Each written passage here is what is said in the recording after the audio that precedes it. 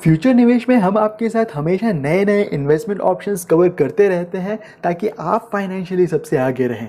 अगर आप इस चैनल में नए हैं तो नीचे दिए लाल बटन को जरूर प्रेस करें ताकि मार्केट में आए लेटेस्ट इन्वेस्टमेंट आइडियाज़ आप तक सबसे पहले पहुंचें।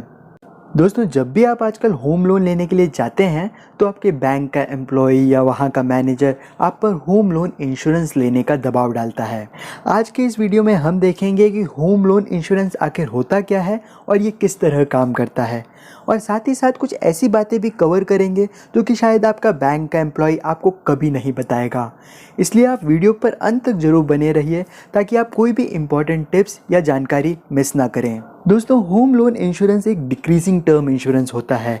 मान लेते हैं कि आपने 25 लाख रुपीज़ का होम लोन लिया, तो बैंक किसी ना किसी लाइफ इंश्योरेंस कंपनी के साथ टाई अप करके आपको 25 लाख रुपीज़ का इंश्योरेंस कवर प्रोवाइड करती है। इस तरह के इंश्योरेंस की खास बात यह है कि इसका कवर आपकी किस्त के साथ साथ घटता चला जाता है।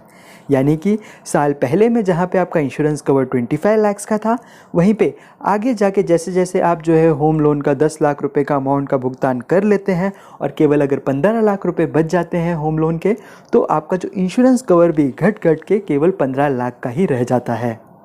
होम लोन इंश्योरेंस एक फाइनेंशियल प्रोटेक्शन का काम करता है। यानी कि अगर कल किसी होम लोन बायर की असमय मृत्यु हो जाए तो उनका लोन का बचा हुआ किस्त जो है इंश्योरेंस कंपनी बैंक को दे देती है, जिससे कि फैमिली पर लोन का बर्डन नहीं आता। आपने तो सुना ही होगा कि फैमिली को घर तक खाली करना पड़ जाता है अगर घर के किसी अर्निंग मेंबर की असमय मृत्यु हो जाए और घर का लोन अभी भी चालू हो तो। दोस्तों, आपको बता दूं कि बाकी किसी लाइफ इंश्योरेंस की तरह ही इस इंश्योरेंस के लिए भी दिए हुए प्रीमियम पर आपको सेक्शन 80C के हिसाब से टैक्स रिबेट तो मिलता ही है, बट साथ ही साथ सेक्शन 1010D के हिसाब से क्लेम अमाउंट पर भी कोई टैक्स नहीं लगता। तो दोस्तों, सुनने में तो ये काफ़ी फ़ायदेमंद लगता है, बट कहीं बैंक आपसे कुछ छुपा तो नहीं रहा? जल्द ही समझेंगे। पर इससे पहले आप ये समझ लें कि होम इंश्योरेंस और होम लोन इंश्योरेंस में काफ़ी फ़र्क होता है। जहां होम इंश्योरेंस लोगों के घर को कवर करता है, यानी कि अगर घर में आग लग जाए, फ्लडिंग हो जाए या चोरी हो जाए या कोई अन्य लॉस हो जाए तो उसको कवर करने का काम करता है होम इंश्योरेंस। वहीं पे होम लोन इंश्योरेंस का केवल एक ही काम होता है कि होम लोन को चुकाना इन केस अगर होम ओनर की असमय मृत्यु हो जाए। दोस्तों, बैंक का एम्प्लॉय आपको कभी नहीं बताएगा कि होम लोन इंश्योरेंस लेना बिल्कुल भी मैंडेटरी नहीं होता, और कोई बैंक का एम्प्लॉय अगर आपको इंश्योरेंस लेने को फोर्स करे तो उनसे रिटर्न में ज़रूर लिखवाइएगा। आप होम लोन इंश्योरेंस की जगह अगर चाहें तो टर्म इंश्योरेंस भी ले सकते हैं, क्योंकि इस इंश्योरेंस के पीछे कहीं बैंक का भी उद्देश्य होता है कि अगर कल जाके अगर किसी की असमय मृत्यु हो जाए तो किसी का घर खाली ना कराना पड़े, कि कहीं ना कहीं से जो लोन की किस्त है वो भर जाए, कहीं डिफ़ॉल्ट ना हो जाए लोन।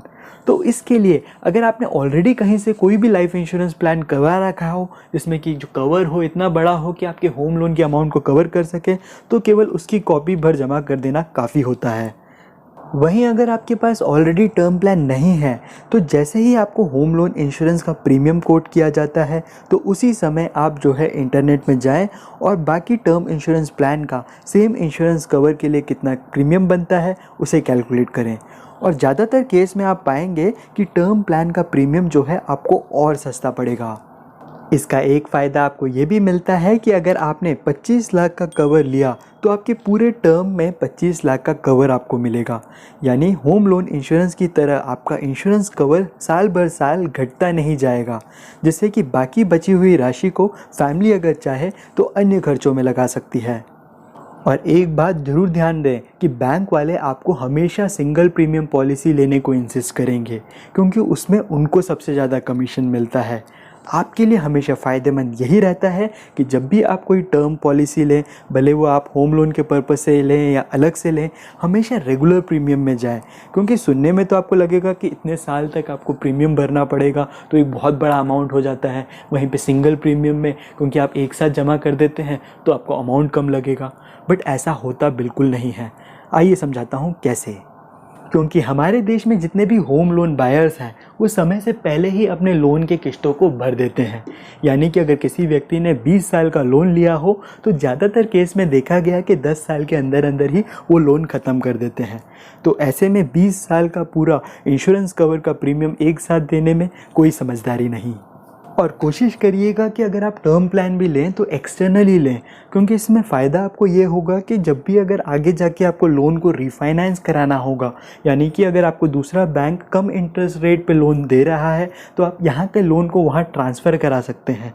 लोन तो ट्रांसफ़र हो जाएगा बट आपका इंश्योरेंस कवर ट्रांसफ़र नहीं हो पाएगा, फिर आपको वापस से एक इंश्योरेंस कवर नए बैंक के साथ लेना पड़े। इससे तो बेहतर है कि आप कहीं एक्सटर्नली कराएं जिसके कागजात जो हैं आप दोनों जगह शो कर पाएँ।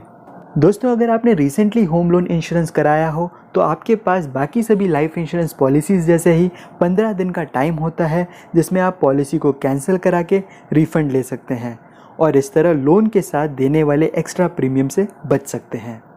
दोस्तों, आपको ये जानकारी कैसी लगी ये आप मुझे कमेंट बॉक्स में ज़रूर बताइएगा। अगर आपको ये वीडियो पसंद आया तो वीडियो पे लाइक ज़रूर कीजिए और हमें कमेंट बॉक्स में बताइए कि अगर आपके कुछ फीडबैक्स हों या कुछ ऐसे टॉपिक्स हों जो कि आप चाहते हैं कि हम आगे वाले वीडियोस में कवर करें, क्योंकि मैं आपके सभी कमेंट्स को पढ़ता रहता हूं और कोशिश करता हूं कि उन पर रिप्लाई दे सकूं। वहीं पे अगर आपने अभी तक जो है चैनल को सब्सक्राइब ही नहीं किया है तो नीचे दिए हुए सब्सक्राइब बटन को ज़रूर प्रेस करें और बेल नोटिफिकेशन को प्रेस करना ना भूलें ताकि हमारे नए वीडियोज़ आप तक सबसे पहले पहुँचें।